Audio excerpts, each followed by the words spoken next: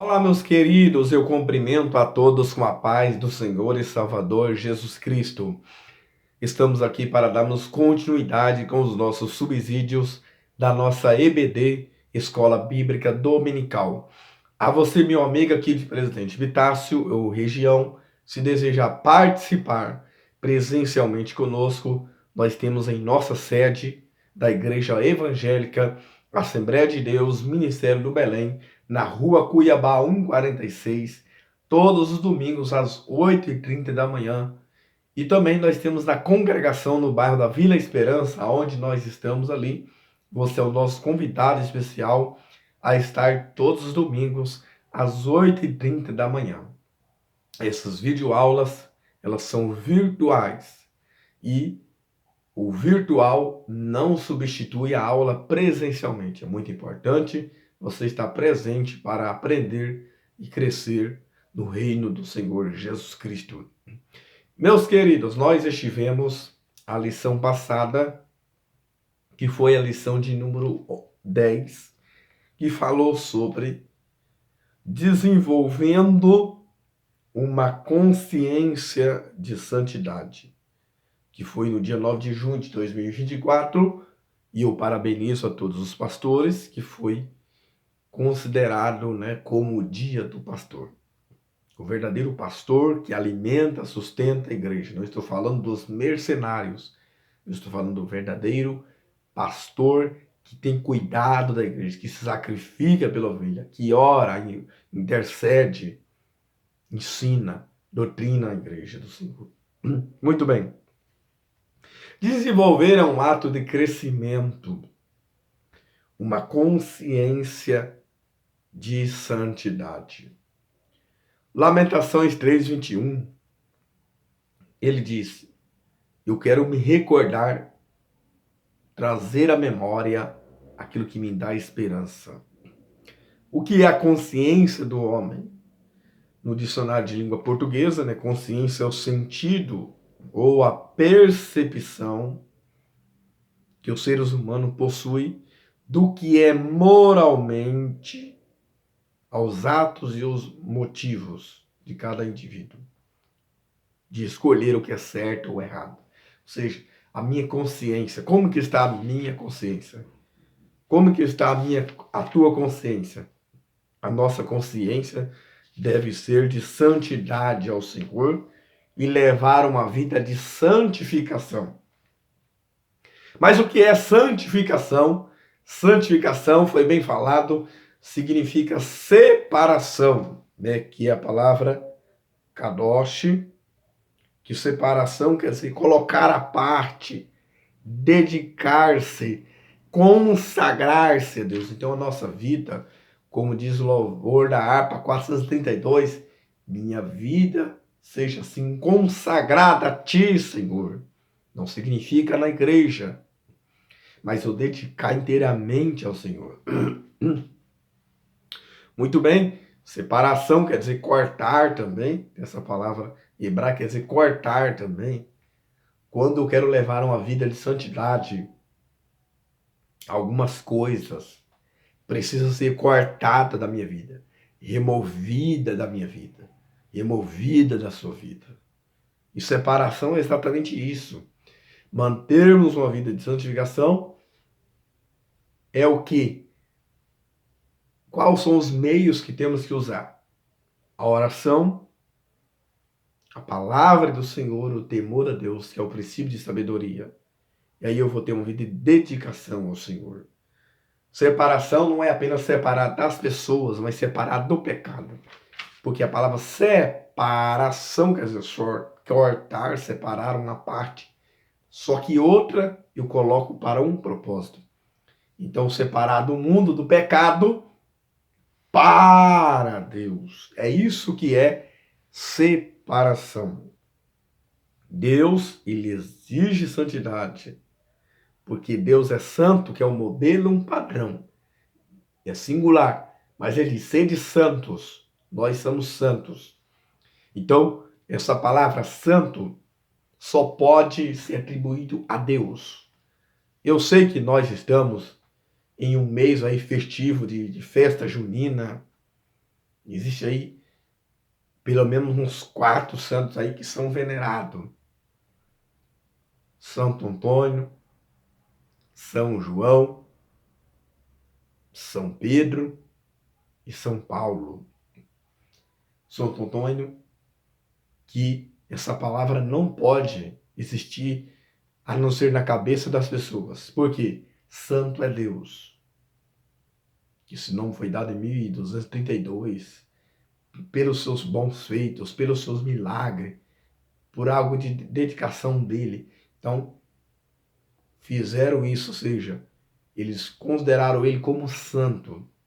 Santo casamenteiro, né? Existem outros santos, mas essa palavra santo é somente a Deus. E aí quiseram cristianizar quando já implantaram isso, porque ele era de Lisboa, né? E os pessoal de Portugal, os portugueses, trouxeram isso para o Brasil, querendo cristianizar, e aí já misturou as coisas.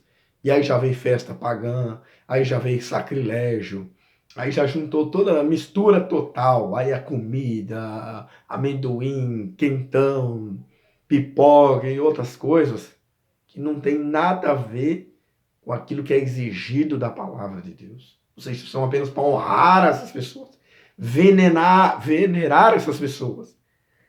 E você, pais, tome cuidado com seus filhos, ensine na casa, ensine na escola, ensine aonde você for, para que ele não venha compactuar com essas coisas do mundo, do pecado. Nós estamos vendo para sair do mundo, mas se afastar dessas coisas que nos afastam de Deus. Paulo diz: todas as coisas me são lícitas, mas nem todas me convêm. Tomamos cuidado. Então essa palavra santo é singular, só a Deus. E Pedro diz: sede santos. Quem disse isso foi Pedro. Ele não era perfeito, mas ele procurou manter uma vida de santidade ao Senhor. Deus não está no mesmo nível do ser humano. Por quê? Porque Deus é santo. Aí ele diz: sede santos. Santo é aquilo que Deus é, o padrão, e depois vem uma norma, vem uma ordem. Então nós temos um padrão e uma ordem, né? Então, a santidade não é algo requerido para a salvação, mas por eu ser salvo, eu vou manter uma vida da santidade, né? Aí eu vou ter um melhor relacionamento com o meu irmão ou com a minha irmã, por eu ser salvo, né? A minha convivência com os irmãos, com a igreja do Senhor. Porque Hebreus 12, 14 fala o quê? Seguir a paz com todos, não é com a metade. E a santificação sem a qual ninguém verá o Senhor. E aí falamos também sobre os estágios, né? A santificação é posicional, é Deus que nos coloca, o Espírito Santo me coloca no corpo. Também progressiva, porque posicional é só Deus que faz, progressiva é Deus e eu que tenho que me policiar. E a definitiva, que é somente quando Jesus vir, que está lá em 1 João 3 e 2. Quando ele se manifestar, aí seremos semelhantes a ele, porque assim como ele é, o veremos. E assim nós vamos darmos continuidade.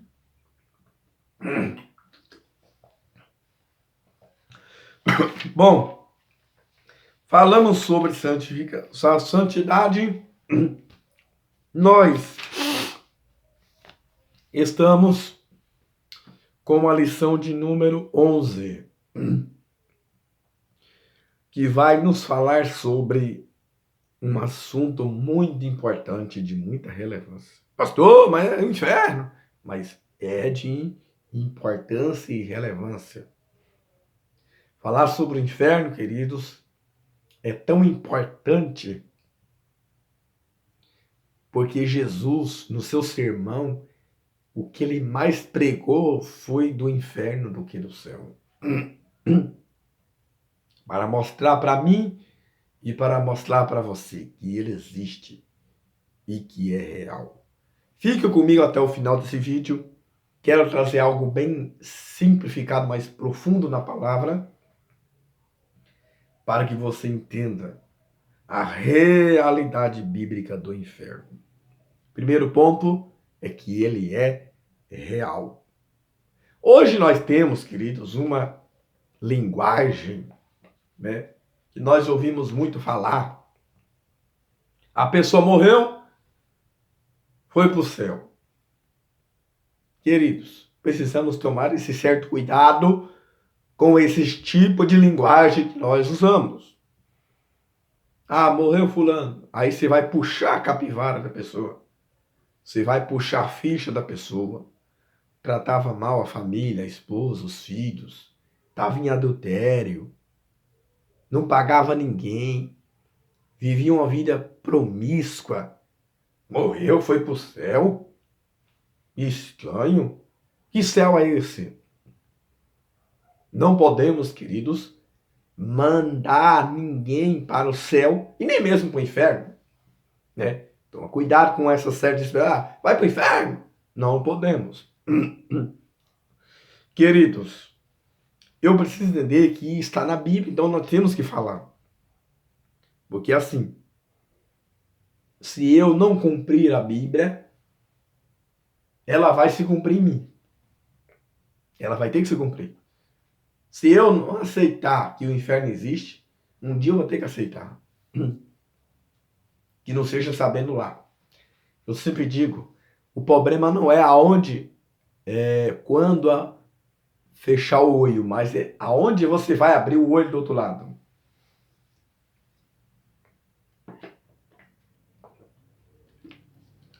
O problema não é aonde você vai fechar o olho, mas aonde você vai abrir ele na eternidade. No céu ou no inferno.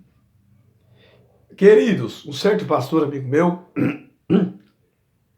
sempre ele dizia, para ir para o céu, eu tenho que querer. Me esforçar, como a Bíblia diz, se esforçar, porque a porta é estreita, o caminho é apertado.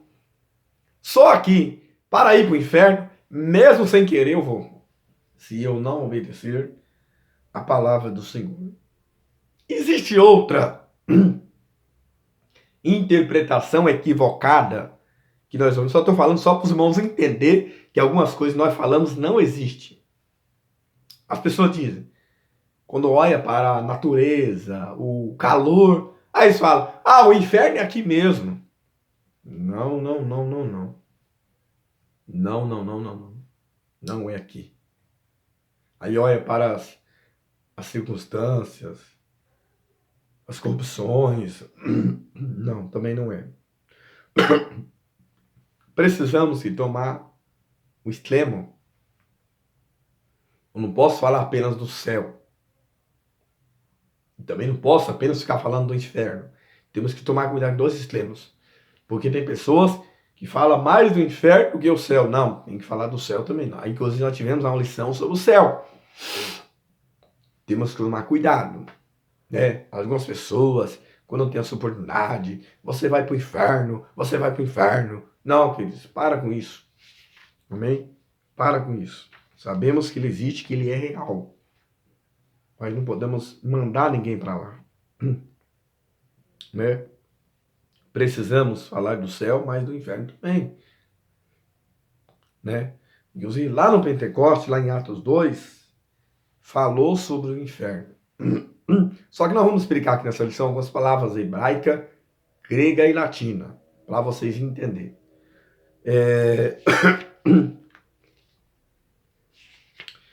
Porque nós sabemos, queridos, que a igreja, ela é inclusiva. O que é isso? Ela inclui. Porque Jesus falou, vinde a mim todos que estáis cansados e oprimidos. Só que ela também é exclusiva. O mesmo Jesus falou que vinde a mim, é o mesmo que falou apartai-vos de mim. Mateus 7. Mateus 7 ele fala apartai-vos. Mateus 11, 28 ele fala vinde a mim. Temos que tomar cuidado, porque o mundo de hoje, é o que nós vamos falar aqui no nosso tópico 1, o pensamento humano a respeito do inferno. Os filósofos e teólogos de mente cauterizadas. As pessoas, queridos, muitos, esses humanistas, né, eles ensinam que o inferno não existe, que isso é as pessoas, É coisa da cabeça das pessoas para enfraquecer a doutrina bíblica sobre o inferno.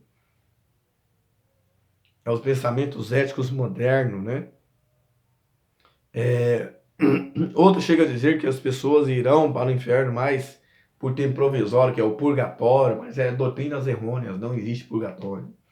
A remissão do sangue é somente através do sangue de Jesus e em vida. Outros pensam hoje também, a mente humana, né? A mente moderna. O inferno é um lugar de diversão, bebida, droga. Não, então você vai para o céu e eu fico lá então. Não. Nós vamos ver lá em final, lá que é tormento terrível. É tormento terrível. Então o inferno, queridos, é bom entender aqui, não é um símbolo, não é metáfora, ele é real. As pessoas que fazem isso querem tirar um foco da realidade bíblica sobre o inferno. É igual aos ateus. Deus não existe. Eles não querem. Na verdade, não é que eles não creem em Deus, é que eles não querem crer em Deus. Não é isso. Porque se eles crerem que Deus existe, eles vão ter que crer que Deus é santo, vai ter que crer que Deus exige santidade, vai ter que crer que temos que viver uma vida de separação. É isso, né? Aí as pessoas dizem, não, mas Deus não vai fazer isso. É o engano das pessoas. E aí, queridos, vem o ensino dos, ponto 2, o ensino dos universalistas.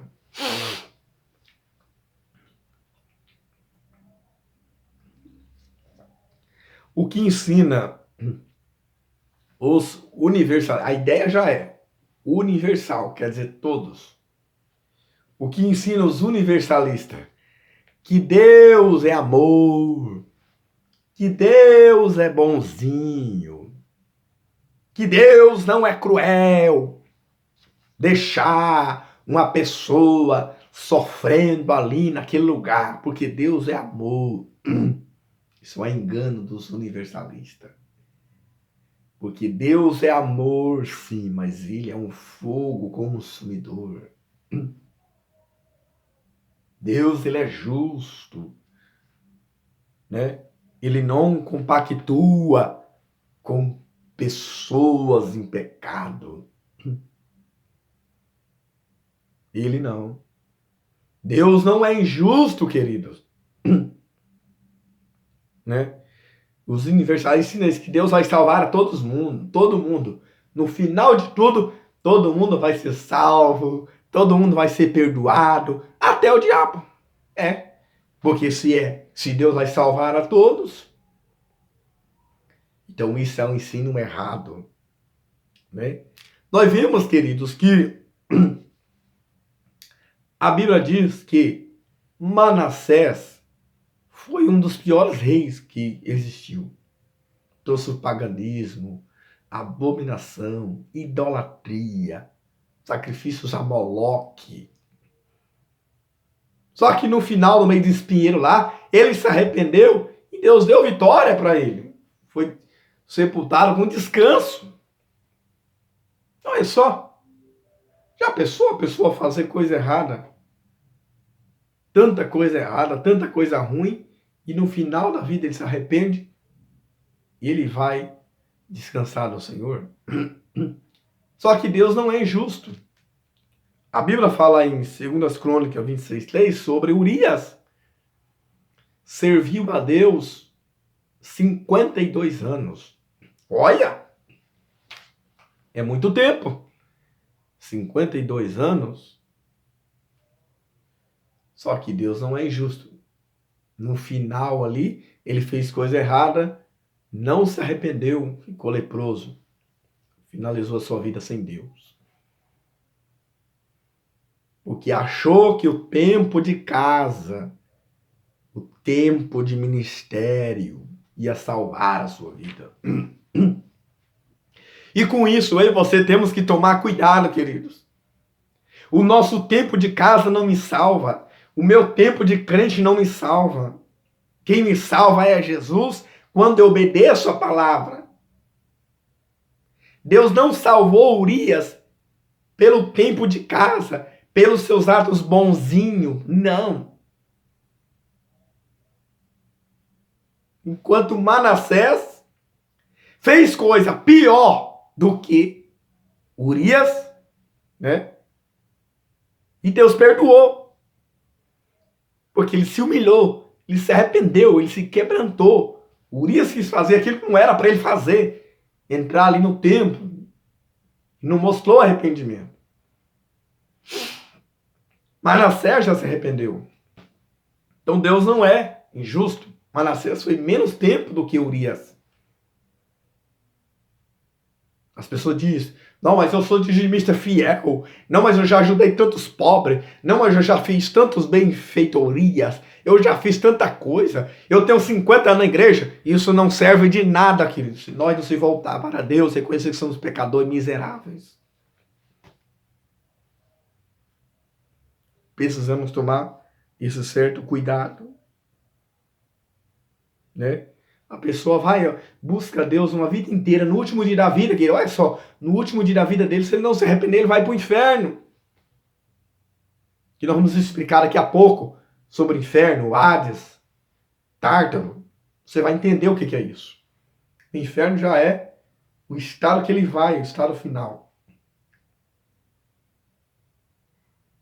Vamos trazer nas versões também, o significado de cada um. Mas que eu quero que vocês entendam isso, né? Deus, você acha que a pessoa serviu a Deus? Deus não é justo. A pessoa viveu uma vida santa, sem pecado, fugindo do pecado. Deus vai tratar ele igual aos outros pecadores? Não. Ele vai ter que ter um lugar diferenciado. Vai ter que ter um descanso. Existe grau de recompensas no céu e grau de recompensas no inferno. Porque não é o assunto de agora aqui. Porque nós temos meia hora aqui. Mas existe graus aí. O alerta apostólico. Qual foi? O alerta apostólico é sobre pessoas que nos últimos dias resistiriam à verdade. Apostasia da fé e dando vida aos doutrinas de demônios, espíritos enganadores, pessoas com mentes cauterizadas, que é pessoas com mentes cauterizadas que não aceitam mais o ensino, ou seja, a palavra vem e bate, mas não entra. Ou seja, não encaixa nele ou nela. Pessoas que rejeitam, né, a verdade de Deus. Essa foi o alerta apostólico. Mas, o nosso tópico 3... Mas antes de nós entrar no nosso tópico 3, além dos universalistas, existe os aniquilacionismo ainda. Que é Testemunho de Jeová, Adventista. Esse ensina que os ímpios vão ser aniquilados, ou seja, aniquilados. Que Deus não vai deixar sofrendo lá. Mas não é isso que a Bíblia diz, queridos. Não é isso que a Bíblia diz. É fogo eterno, sofrimento eterno, é tormento eterno. Eterno. É tormento espiritual. Nós vamos entender. Então não podemos aceitar o aniquilacionismo. O tópico 2 fala o inferno, como a palavra inferno aparece na Bíblia. Primeiro, vamos para o Antigo Testamento. No Antigo Testamento, a palavra hebraico é Sheol. Né? E o inferno no latim também significa o mesmo que Sheol, que é o mundo inferior, região dos mortos. Sepultura, cova. Traz a ideia de um lugar para onde iam as pessoas que morriam. É mencionado 65 vezes no Antigo Testamento.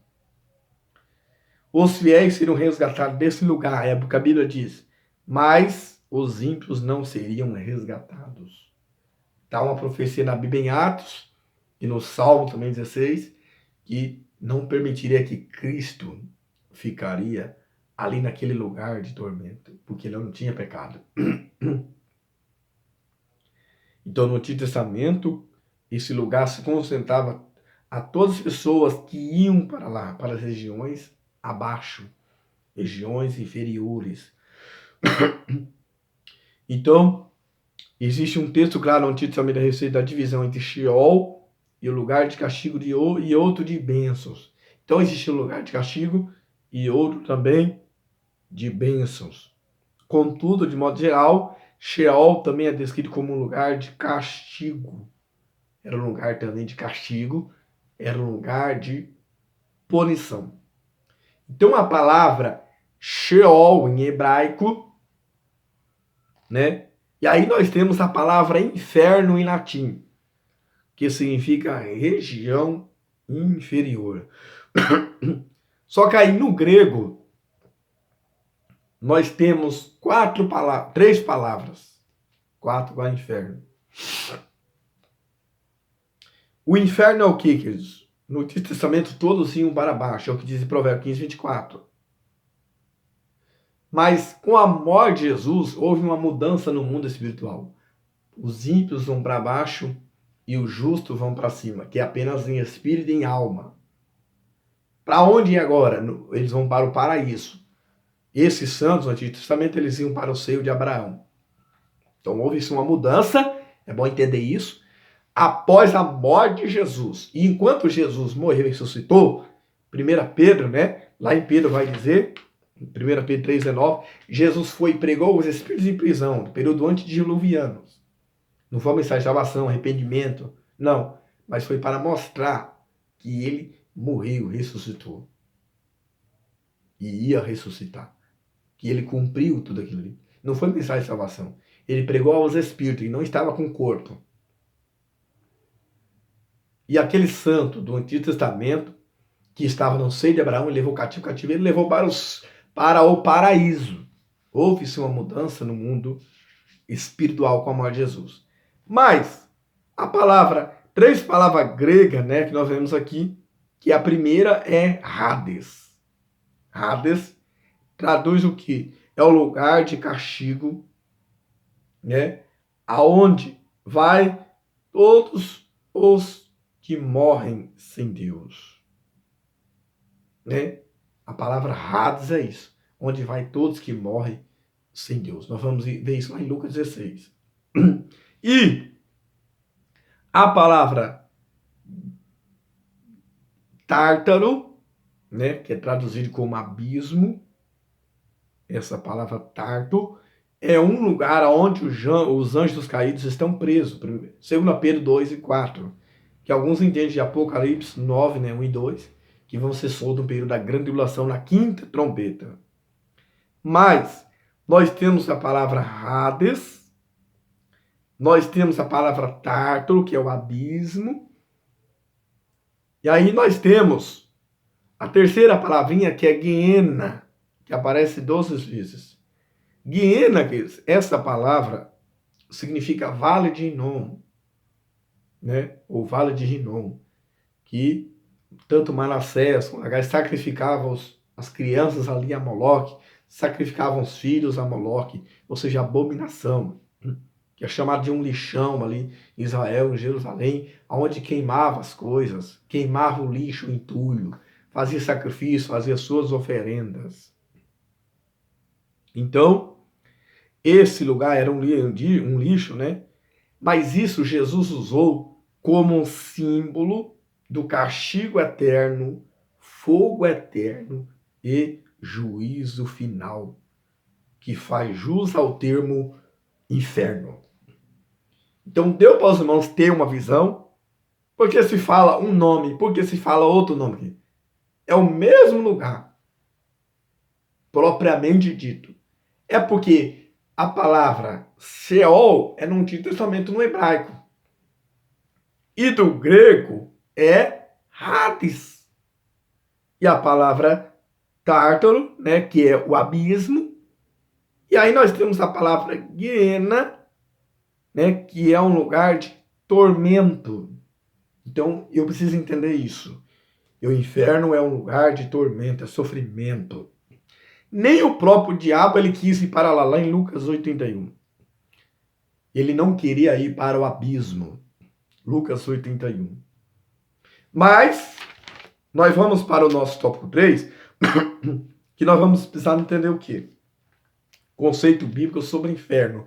O inferno não foi criado, preparado para o homem. Jesus disse, mas para o diabo e seus anjos. Mateus 25, 41. Mas muitos vai. Muitos vai. É para aquele também que desprezam a Deus e a sua palavra. Ponto 2. O que ensina a doutrina? Que o inferno é o lugar de tristeza, vergonha e dor, extremamente agonia do corpo e da alma, queridos. É sofrimento. Lá em Marcos 9, Jesus usa alguns exemplos aí. Se teu olho pecar, aquilo que eu vejo, tua mão, aquilo que eu faço, e o pé, aonde eu ando, onde eu caminho, cortar ali. Não é fazer um corte e jogar fora, não. É cortar relacionamento. Se eu estou pecando com a minha mão, o meu olhar, ou o meu fazer alguma coisa. E ali diz que quando o fogo nunca apaga e o bicho, o verme, nunca morre. É tormento espiritual, querido, não é um lugar físico. Porque se fosse físico, o corpo já ia queimado, ser mutilado. Nós temos o cremamento hoje, mas é um tormento da alma. É isso que eu preciso entender, que o castigo será eterno, e quem vai para o céu também será eternamente. A ida do ser humano para o inferno não é iniciativa primária de Deus. Deus não queria isso. Mas quem escolhe, ele vai para lá. É um fruto da escolha do ser humano. Não é porque Deus é ruim, não é porque Deus é mau ou é malvado.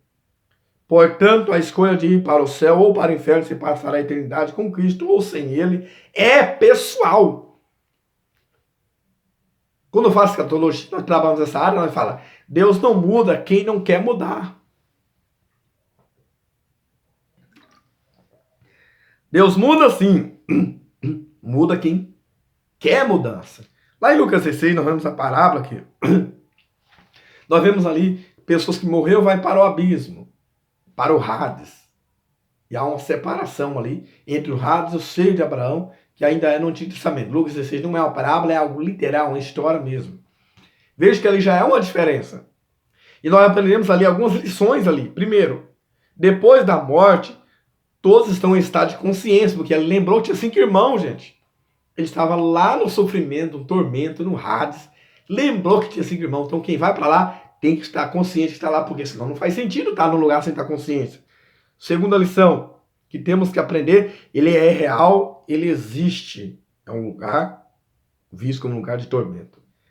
Terceira lição, não terá depois da morte a segunda chance. Ou seja, quem vai para lá é um caminho sem volta. E Hebreus 9:7, morrendo o homem, só resta o juízo. Quarta lição, não existe a possibilidade de os mortos comunicarem com os vivos. Isso é engano que as pessoas pegam lá em 1 Samuel 30, porque Saul consultou pitonisa, mas você vai ver ali um diálogo, depois Saul entendeu que era Samuel, depois a própria feiticeira se apresenta ali, dizendo que era ela que estava falando. Então Saul não conversou com Samuel coisa nenhuma. Não tem comunicação com os mortos. Isso é heresia. Isso é um engodo, é engano para as pessoas. Amém? Então lá é um caminho sem volta. E é isso que nós precisamos entender, queridos. É que nós aprendemos nessa lição que o inferno, ele é um lugar real. A realidade bíblica sobre o inferno. Amém? Que o Eterno continue abençoando a sua vida, abençoando a sua casa, abençoando a sua família. Se inscreva no nosso canal, compartilhe. Temos 375 já. Amém? Nos ajude. Se inscreva em nome do Senhor Jesus. Amém.